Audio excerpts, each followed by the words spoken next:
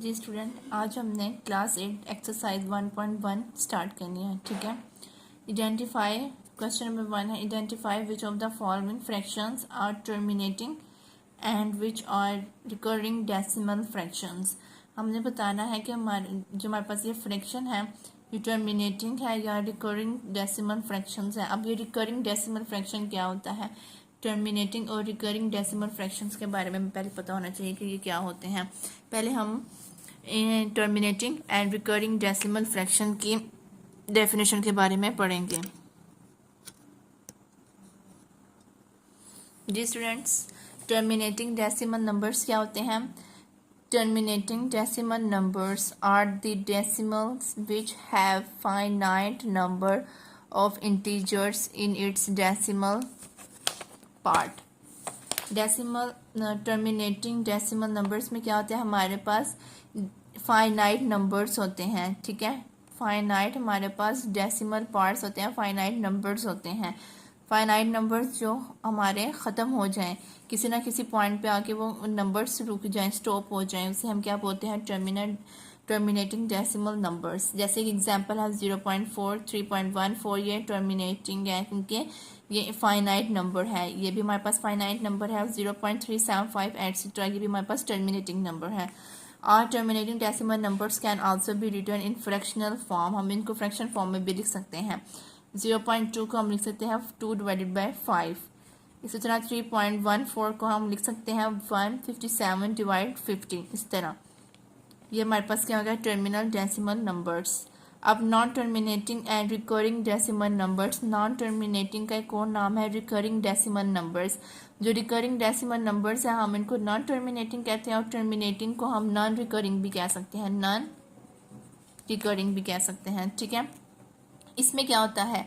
इसमें हमारे पास numbers repeat होते रहते हैं, डिजिट्स जो है वो रिपीट होते जाएंगे, ये नॉन टर्मिनेटिंग में। और इसमें हमारे पास इनफाइनाइट नंबर्स होते हैं, ये किसी भी पॉइंट पे ख़त्म नहीं होंगे, ये चलते जाएंगे। इसमें क्या होगा? नंबर जो भी डिजिट्स होंगे वो सारे चलते जाएंगे डेसिमल पार्ट में, कभी भी ये ख़त्म नहीं होंगे, रुकेंगे नहीं, रिपीट होते जाएंगे। जैसे कि ये 0.222 सो चलता जा रहा है, ये रिपीट हो रहा है। इसी तरह ये भी एग्जाम्पल है, ये सारे ये क्या है? रिपीट हो रही है, सो ऑन है, चलती जा रही है। इनफाइनाइट है, मतलब ये क्या है हमारे पास? ये क्या है? नॉन टर्मिनेटिंग है, जो रिपीट होते हैं, जो इनफाइनाइट है, जो कभी भी किसी भी पॉइंट पर नहीं रुकेंगे। और टर्मिनेटिंग हमारे पास क्या है? हमारे पास फाइनाइट नंबर है, फाइनाइट डिजिट नंबर है, जो किसी भी पॉइंट पर रुक जाएंगे, कहीं भी आकर स्टॉप हो जाएंगे। ये हमारे पास क्या होगा? Terminating decimal numbers and non terminating decimal numbers. ये हमने इनकी क्या की है? एग्जाम्पल की है, क्योंकि हमने क्वेश्चन सॉल्व करना है। इसमें क्वेश्चन में हमें ज़रूरत पड़नी थी कि ये क्या होते हैं।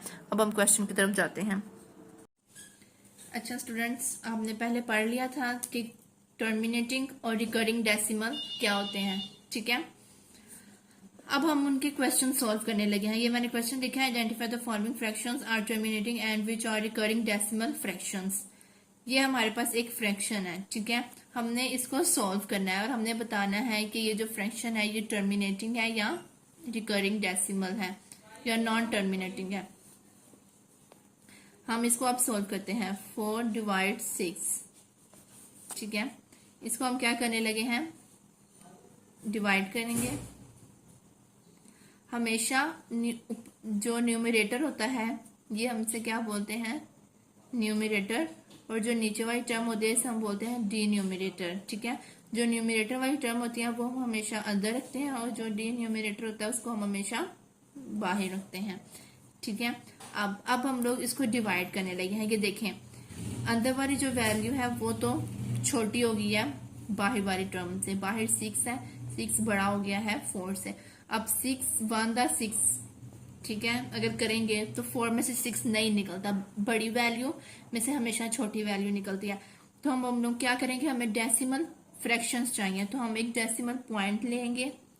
ठीक है, डेसिमल पॉइंट लेंगे यहाँ पे, और इधर भी जब हमने इधर ऊपर डेसिमल पॉइंट लिया तो इधर हमें 4 के साथ भी एक 0 लेना पड़ेगा, क्योंकि हम लोगों ने हमारे पास यहाँ पे छोटी वैल्यू थी। इसलिए जब अंदर कोई छोटी वैल्यू हो, बाहर बड़ी वैल्यू हो, तो अंदर छोटी हो तो फिर हम लोगों ने क्या करना है? डेसिमल पॉइंट लेना है। अब हम इसको डिवाइड करेंगे। 6 के टेबल पे 40 हमें पता नहीं जानता, उसके करीब करीब क्या होगा, 6 6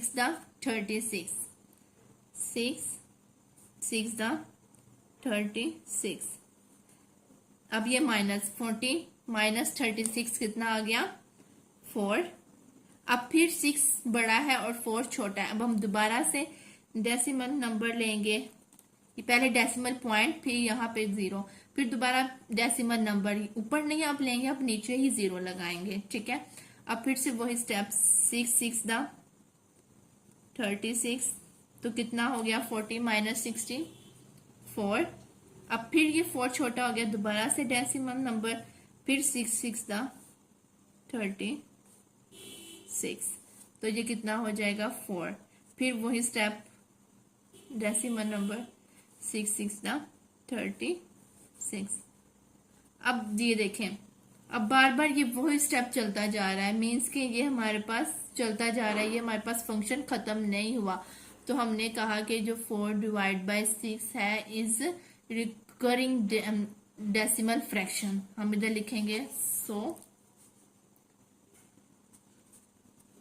it is recurring decimal fraction.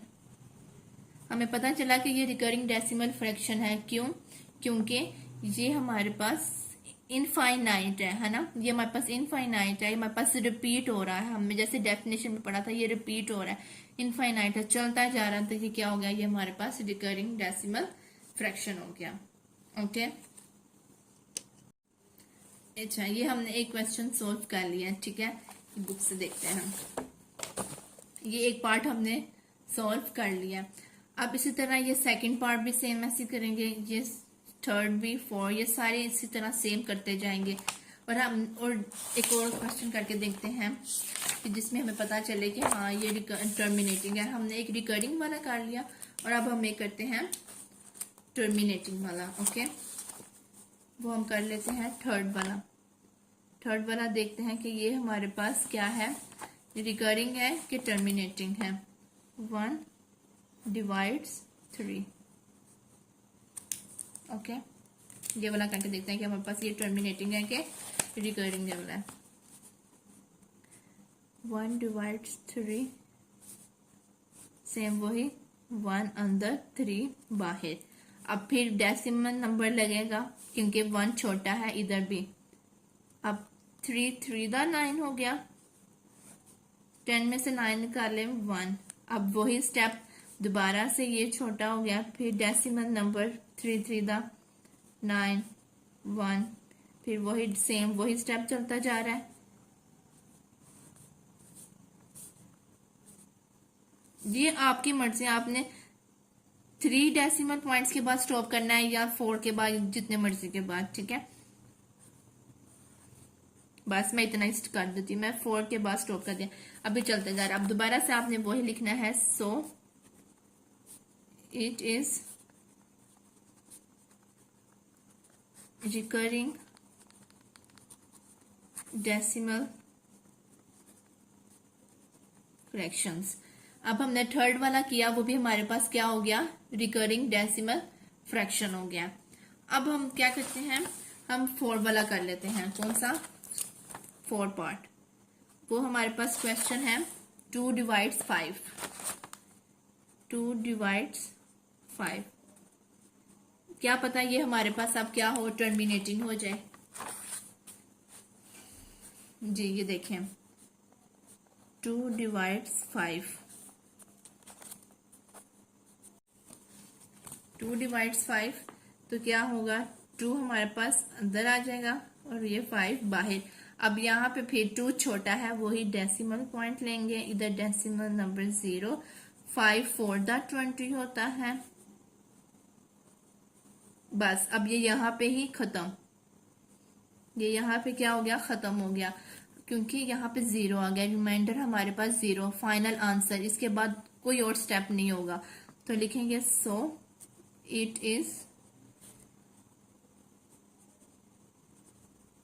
It is terminating decimal fraction. Understood? Okay students, ये हम लोगों ने 3 पार्ट्स किए हैं, ठीक है। एक हम लोगों ने किया, 2 हम लोगों ने किए रिकरिंग डेसिमल फ्रैक्शंस वाले, और एक हम लोगों ने कर लिया टर्मिनेटिंग डेसिमल फ्रैक्शन वाला। इसी तरह बाकी सब क्वेश्चंस भी सेम ऐसे ही होने हैं, ठीक है। ये जितने भी सारे पार्ट्स हैं ये सारे सेम ऐसे ही होने हैं। मैंने आपको सिर्फ 3 करवाए हैं, 2 मैंने आपको रिकरिंग वाले करवा दिए और एक मैंने आपको टर्मिनेटिंग वाला करवा दिया है। अंडरस्टूड। अब इसी तरह हम बाकी सब देखेंगे बारी बारी, वो भी सारे के सारे सेम ऐसे ही होंगे। जैसे कि हम देखते हैं, हाँ जी, जैसे कि हम लोग देखते हैं कि हमारे पास एक क्वेश्चन नंबर है 8, ये है 6/10। अब हम देखते हैं ये टर्मिनेटिंग है कि रिकरिंग डेसिमल है, ठीक है। क्वेश्चन नंबर 8, 6 डिवाइड्स क्या है, 6 डिवाइड्स 10, 6 डिवाइड्स 10, ठीक है। ये देखते हैं अब हमारे पास कि ये टर्मिनेटिंग है कि रिकरिंग डेसिमल है। सबसे पहले वही स्टेप 6 और यहाँ पे 10 वही। अब ये 6 छोटा है तो डेसिमल फ्रैक्शन 10 6 दा 60, हमें ये पता है। बस ये यहाँ पे खत्म हो गया। अब ये इसके बाद सॉल्व नहीं होगा तो हमने क्या लिखेंगे, so it is terminating decimal fraction. Understood. अब ये हमारे पास आज क्या हुआ है, अभी हम लोगों ने एक्सरसाइज 1.1 का क्वेश्चन नंबर 1 कंप्लीट कर लिया है, ठीक है। इसके मैंने आपको सिर्फ 4 क्वेश्चंस करवाए, बाकी सारे सेम एज इट इज। अब ये आप लोगों ने खुद ही अपनी प्रैक्टिस के तौर पर क्वेश्चंस करने हैं, ठीक है। अब हम लोग क्वेश्चन नंबर 2 के बारे में डिस्कस करते हैं। क्वेश्चन नंबर 2 के बारे में डिस्कस करते हैं। क्वेश्चन नंबर 2 क्या होता है, उसमें हम लोगों ने क्या करना है। हाँ जी, अब हम लोगों ने क्या करना था, क्वेश्चन नंबर 2 के बारे में डिस्कस। उसमें क्या कह रहा है, separate rational and irrational numbers from of the following. हमने बताना है कि ये जो जितने भी हमें क्वेश्चन पार्ट्स दिए हैं इसमें हमने बताना है कि रैशनल नंबर कौन सा है और इरैशनल नंबर कौन सा है। सबसे पहले हमें पता होना चाहिए कि हमारे पास रैशनल नंबर क्या होते हैं और इरैशनल नंबर्स क्या होते हैं। जब तक हम इनके बारे में डिस्कस नहीं करेंगे देन हम इस क्वेश्चन को सॉल्व नहीं कर पाएंगे, ओके। मैं आपको सिंपल वर्ड्स में बताऊंगी कि रैशनल नंबर्स और इरैशनल नंबर्स क्या होते हैं। ये हमारे पास इसी बुक का पेज नंबर 3 है। उसमें ये हमारे पास एक टेबल, एक साइकिल बना हुआ है जिसमें उन्होंने बताया कि रैशनल नंबर्स क्या होते हैं और इरैशनल नंबर्स क्या होते हैं। जो रैशनल नंबर्स होते हैं वो हमारे पास टर्मिनेटिंग डेसिमल नंबर्स होते हैं। क्या होते हैं, टर्मिनेटिंग डेसिमल नंबर्स भी आ सकते हैं रैशनल नंबर्स में, और साथ में non terminating and recurring decimal numbers. Rational numbers में हम लोगों ने टर्मिनेटिंग डेसिमल नंबर्स भी देखने होते हैं और नॉन टर्मिनेटिंग या फिर रिकरिंग डेसिमल नंबर्स, ठीक है। जैसे हम लोगों ने अभी क्वेश्चंस किए ना, सेम उसी का ये जिक्र आ रहा है। रैशनल नंबर्स में क्या होगा, टर्मिनेटिंग डेसिमल नंबर्स और साथ में non terminating and recurring decimal numbers को हम देखेंगे। रैशनल नंबर्स में वो होते हैं, ठीक है। और साथ में इरैशनल नंबर्स में क्या होगा, उसमें हम लोग ने non terminating and non recurring decimal numbers, मतलब कि हमारे पास नॉन टर्मिनेटिंग होगा and non recurring decimal numbers, मतलब ये कि नॉन रिकरिंग का मतलब है कि टर्मिनेटिंग। इसमें भी नॉन टर्मिनेटिंग और टर्मिनेटिंग डेसिमल नंबर्स को हम लोग डिस्कस करेंगे इरैशनल नंबर्स में भी, ठीक है। एक और डेफिनेशन भी है इसकी रैशनल नंबर्स की। क्या है, the numbers which can be written in form of p/q। वो नंबर्स जिनको हम p/q मतलब कि फ्रैक्शन की फॉर्म में लिखें, जैसे कि एक ये एग्जांपल है, इस फॉर्म में लिखें तो वो क्या कहलाएगा, हमारे पास रैशनल नंबर। ऐसा नंबर जो फ्रैक्शन की फॉर्म में लिखा जाए उसे हम क्या कहते हैं, हमारे पास ये है रैशनल नंबर्स हैं, ठीक है।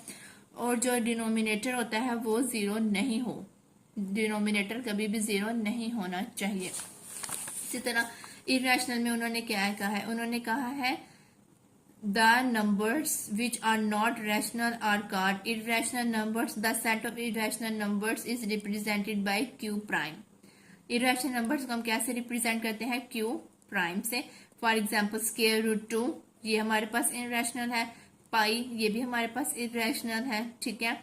All the non terminating and non recurring decimal numbers are irrational numbers. जितने भी हमारे पास नॉन टर्मिनेटिंग है और नॉन रिकरिंग डेसिमल नंबर्स हैं उनको हम क्या कहते हैं, हमारे पास इरेशनल है। ओके, रैशनल नंबर्स क्या है, जो पी ओवर क्यू की फॉर्म में लिखे जाए या फ्रैक्शन की फॉर्म में लिखे जाए और जिसमें डिनोमिनेटर जीरो ना हो, वो क्या होगा, हर रैशनल नंबर्स। और इरेशनल नंबर क्या होते हैं, जो non terminating and non recurring decimal numbers हैं, उनको क्या बोलते हैं, इरेशनल नंबर। जैसे कि स्क्वायर रूट 2 है, पाई है, इस तरह की जो फॉर्म होगी वो हमारे पास क्या होगा, इरेशनल नंबर्स होंगे। हाँ जी, हम लोगों ने क्वेश्चन नंबर 2 का डिस्कस करना है। अब वही एक्सरसाइज 1.1 का क्या हमने करना है, separate the following rational and irrational numbers. हमने क्या करना है, रैशनल और इरेशनल नंबर्स को सेपरेट करना है। हम पहला पार्ट देख लेते हैं, स्क्वायर रूट 5। पहले हम सारे पार्ट्स लिख लेते हैं, ठीक है। इसी तरह 1 डिवाइड 7। ओके, थर्ड पार्ट है हमारे पास 2.152, 2.152। फोर्थ पार्ट है हमारे पास 0.81, 281, 281, 281 सो ऑन, ठीक है। और फिफ्थ वाला पार्ट है हमारे पास स्क्वायर रूट 14 लिख लेते हैं, ठीक है, ताकि इससे आपको समझ आ जाएगी। बाकी मैं आपको बुक से बताऊंगी कि क्या होते हैं, ठीक है।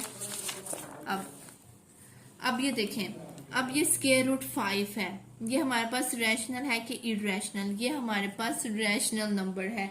ये हमारे पास क्या है, इरेशनल नंबर है। क्या है ये हमारे पास, इरेशनल नंबर, क्योंकि हमारे पास ये स्क्वायर रूट 5 है। स्क्वायर रूट 5 ये हमारे पास नॉन टर्मिनेटिंग है और नॉन रिकरिंग है, साफ पता चल रहा है। मैंने जैसे हमने डेफिनेशन में पढ़ा था कि स्क्वायर रूट वाली जो वैल्यूज होंगी, ठीक है, वो हमारे पास क्या होगा, इरेशनल होगा। इधर हम लिखेंगे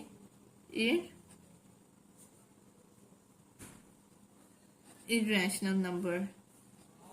ओके, अब ये 1 डिवाइड 7, 1 डिवाइड 7 ये हमारे पास क्या है, पी ओवर क्यू की फॉर्म में लिखा गया है, तो ये हमारे पास क्या हो जाएगा, रैशनल नंबर। ये हमारे पास क्या हो जाएगा, रैशनल नंबर, ठीक है।